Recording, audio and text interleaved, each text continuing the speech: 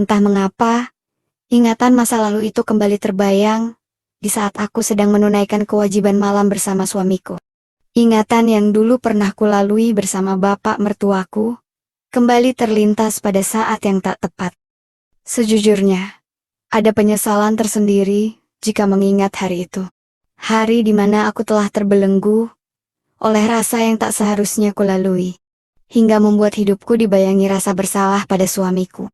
Aku Sri Wahyuni, seorang istri dari pria yang bernama Karman. Sudah 3 tahun lamanya kami mengarungi rumah tangga, namun belum juga dikaruniai momongan. Mungkin, masalah itu pula yang akhirnya menjadi awal sebuah kesalahan yang harus kualami. Semua bermula saat suamiku libur bekerja. Kala itu, rencananya kami akan mengunjungi rumah mertua yang berada di desa. Memang sudah lama kami tidak berkunjung ke sana. Kesibukan dan berbagai macam acara selalu menjadi alasan utama saat ibu mertua menelepon untuk meminta kami pulang ke kampung halamannya. Mas Karman, suamiku yang saat itu baru saja pindah jabatan, menjadi semakin sibuk saja. Aku pun menyadari hal itu, mungkin dia juga butuh penyesuaian dengan bertambahnya pekerjaan.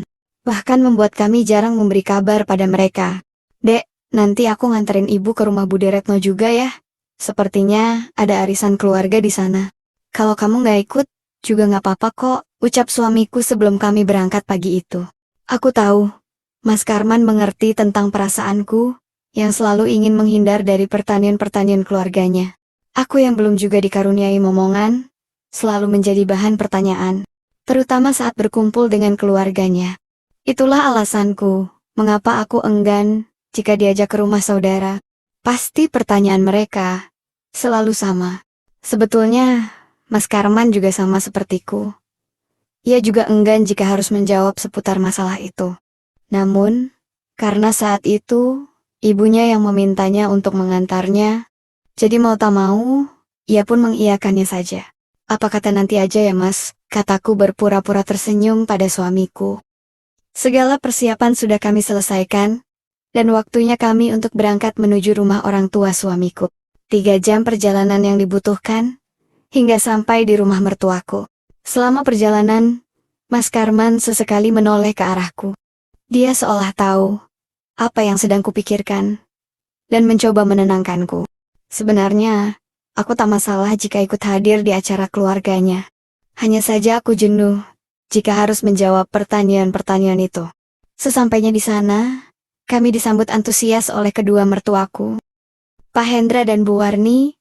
Mereka merupakan orang tua Mas Karman yang juga mertuaku sendiri. Mereka sama-sama pensiunan PNS. Kesibukan keduanya pun sama, yaitu sama-sama bertani di sawah yang tak jauh dari rumah mereka. Akhirnya, pulang juga kamu enduk, Le, ucap ibu mertuaku. Iya bu, Mas Karmannya sibuk terus, jadi nggak sempat kesini, sahutku sambil menyalami kedua mertuaku. Ya sudah, kalian istirahat dulu, suamimu juga pasti lelah nyetir dari rumah ke sini, ucap Pak Hendra, ayah mertuaku. Baiklah Pak. Lalu aku dan Mas Karman melangkah menuju kamar yang biasa aku tinggali jika berkunjung ke sana. Rencananya, kami akan tinggal di sana selama 3 hari. Mas Karman sudah mengambil cuti tahunannya, sehingga kami ada banyak waktu berada di sana. Singkat kata, malam hari pun tiba. Kami semua sudah berkumpul di meja makan. Ibu mertuaku sudah menyiapkan berbagai makanan, karena beliau tahu jika hari itu akan kedatangan putra dan menantunya. Selama kami makan, bapak lebih banyak diam, apalagi jika ibu mertuaku yang berbicara. Tampak sekali jika mereka sedang ada masalah dalam rumah tangga mereka. Aku sendiri tak tahu pasti masalahnya. Lagi pula, aku juga tak berhak mencampuri urusan mereka.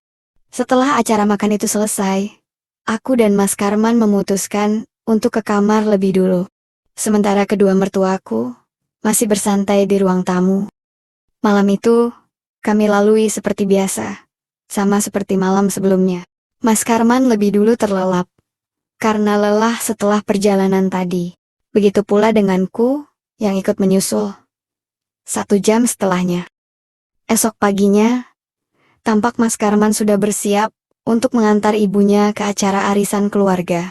Dek, Kamu nggak jadi ikut kami? Tanya Mas Karman yang sudah berpenampilan rapi. Kayaknya, enggak mas, aku di rumah saja. Ya udah Nduk, kalau begitu, nanti tolong antarkan bekal untuk Bapak ya. Dia sudah berangkat pagi tadi, timpal ibu mertuaku, yang sudah menunggu Mas Karman di depan pintu. Baik Bu, sahutku dengan hormat. Sepeninggal mereka, aku lantas segera menuju dapur, menyiapkan aneka masakan yang hendak kukirimkan pada bapak mertuaku.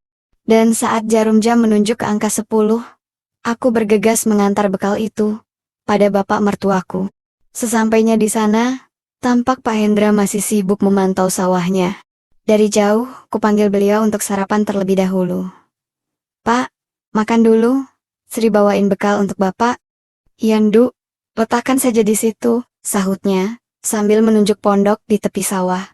Aku duduk sambil menunggu mertuaku selesai dengan urusan sawahnya. Sampai tak lama kemudian, beliau melangkah menemuiku. Nggak repot kok Pak, namanya juga menantu. Hehehe, sahutku sambil tersenyum. Terima kasih ya Nduk, sudah repot-repot kesini. Selama makan, kami ngobrol ngalor ngidul tentang kesehariannya. Rupanya Bapak cukup nyambung ngobrol denganku. Terbukti beberapa kali beliau tertawa mendengar candaanku. Aku yang sebelumnya hanya ngobrol seperlunya saja, lama-kelamaan, mulai akrab dengannya. Obrolan itu berlanjut, sampai beliau tiba-tiba membahas tentang kehidupan rumah tangganya, yang akhir-akhir ini mengalami masalah dengan istrinya. Ibu mertuaku, akhir-akhir ini sering mengeluhkan perekonomian mereka. Ibu juga menjadi sering emosi, bahkan berimbas pada masalah skibidi pau-pau-pau mereka. Saat situasi seperti itu, aku bingung juga untuk menjawabnya. Aku lebih banyak diam, dan merespon dengan mengangguk saja. Kalau begitu, Sri pulang dulu ya Pak, ucapku berpamitan pada bapak mertuaku. Setelah menyalami beliau, aku bergegas pulang, dan sampai di rumah kira-kira jam 3 sore. Rumah masih tampak sepi, Mas Karman dan Ibu juga belum pulang dari acara arisannya. Karena lelah dan guerah. Setelah berjalan dari sawah tadi, aku memutuskan beristirahat sejenak di kamarku. Sampai tak terasa, aku terlelap di sana. Entah berapa lama aku terlelap, namun, saat aku membuka mata, betapa terkejutnya aku mendapati bapak mertuaku sudah mematung di depan pintu. Bapak-bapak, kataku dalam hati. Buru-buru aku merapikan diriku yang tampak sedikit berantakan saat itu. Tri, tadi Bapak cuma mau cek aja. Siapa tahu ibu mertuamu sudah pulang dari arisan, ucapnya sambil tersenyum padaku. Memangnya belum pulang ya Pak? Tanyaku sedikit heran. Belum. Padahal tadi bilangnya sebentar. Beliau lantas melangkah menghampiriku, sambil membawa gelas yang aku sendiri tak tahu. Ini Bapak buatin teh buat kamu, ucapnya, sambil memberikan gelas itu padaku. Dengan ragu, aku mengambilnya. Sebenarnya aku terheran dengan sikap beliau saat itu. Jarang-jarang beliau bersikap manis, bahkan sampai membuatkan aku teh.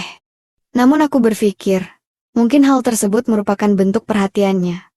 Setelah tadi aku membawakan bekal untuknya. Saat aku meminum teh tersebut, sesekali bapak mertua memperhatikanku. Tapi anehnya, tatapannya bukan hanya tertuju pada wajah atau gelas teh tersebut, tapi juga semua yang ada padaku. Sejenak aku terheran, apa ada yang salah denganku? Seketika itu aku menunduk, mencoba meneliti kembali diriku. Rupanya, baru kusadari jika dastuir yang kukenakan cukup menyita perhatian kala itu. Aku yang memang terbiasa menggunakan dastuir sederhana di rumahku, lupa jika saat itu sedang berada di rumah mertua. Mama maaf Pak, Sri lupa kalau sekarang bukan di rumah sendiri. Seharusnya Sri enggak seperti ini. Sebentar ya Pak, biar Sri salin dulu. Gak apa-apa. Sudah cepat habisin tehnya. Biar gelasnya Bapak bawa ke dapur. Baiklah Pak, ujarku sambil mengangguk. Dan buru-buru menghabiskan teh itu. Setelahnya, ku berikan gelas teh tersebut pada mertuaku.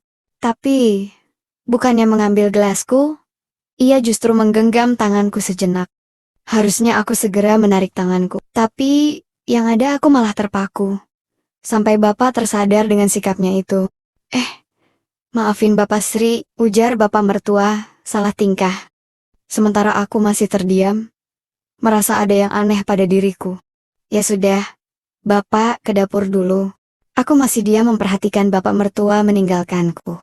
Perlakuannya, bahkan wangi parfumnya, justru membuat niat mulia timbul saat itu. Dan anehnya, aku semakin penasaran dengan sikapnya itu. Belum lagi, kepalaku mendadak pusing setelah menghabiskan teh tadi. Dan saat itulah, aku tak menyadari, jika beliau sudah memberiku resep rahasia pada teh yang kuhabiskan tadi. Bapak, tunggu. Pak, panggilku ragu saat beliau hendak sampai di pintu dapur. Aku seolah refleks memanggilnya. Bahkan aku juga tak tahu apa yang sedang kualami saat itu. Pikiranku mulai tak menentu, keinginan dalam diri semakin tak terkendali. Apalagi akhir-akhir ini Mas Karman memang jarang memberi siraman rohani. Biasanya aku masih bisa menahan niat mulia tersebut. Tapi berbeda untuk saat itu. Iya Sri, ada apa? Beliau menoleh sambil tersenyum padaku. Om itu Pak, aku belum selesai berbicara. Beliau sedikit berlari ke arahku, dan serta-merta memiuku. Aku bingung sekaligus terlena. Bahkan ketika sambutan perkenalan ia haturkan, aku hanya diam dan tak bisa berkata-kata lagi. Sikap tersebut justru membuatku nyaman, bahkan melebihi sikap suamiku selama ini. Jujur kuakui, wekapan itu membuatku hanyut dalam sungai nirwana. Bapak, bantu Sri ya Pak. Sekali saja, tanpa sadar aku berkata demikian. Dan ketika Bapak mendengar permintaan tersebut, dengan serta-merta, ia membawaku menuju singgasana. Taman Nasional, tempat Bapak dan Ibu, biasanya menyelesaikan problematika mereka. Beliau seolah paham betul dengan permasalahanku. Dan anehnya, aku pun cukup antusias menyiapkan masalah-masalah yang melandaku. Sementara bapak mertua, senantiasa menyambut permasalahan itu. Beliau berlari menuju rerumputan padang Sahara, dan mencari-cari karpet Aladin di sana. Wah, Ponstan saja. Aku memanggilnya dengan nada yang tak jelas maknanya. Entahlah, aku sungguh benar-benar tak mengerti dengan diriku sendiri.